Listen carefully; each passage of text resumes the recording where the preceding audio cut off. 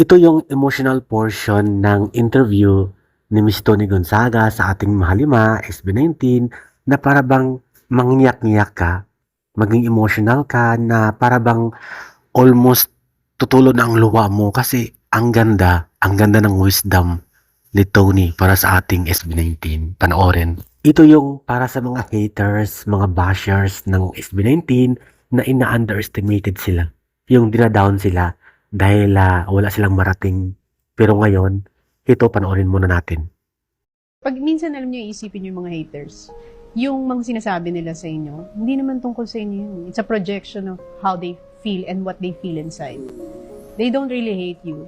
They just really hate themselves. Kayo yung insecurity nila, tsaka yung hate nila sa mundo, napoproject nila sa inyo. Kasi nandiyan kayo, pinupursue nyo yung dreams nyo, you're making a difference, hindi ba? You're doing something in your life. Dahil kahit dati, maraming nag-hate sa SB19, maraming ayaw sa kanila, pero ngayon, sila ang pinakasikat. Sila ang nagdala ng Tagalog song o PM song sa buong mundo.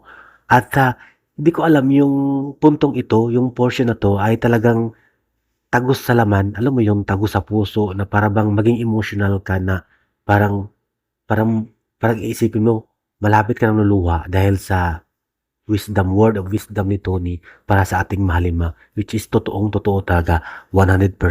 O diba, sinong di mag-aakala na dati, sabi nila, almost malapit na silang mag-give off.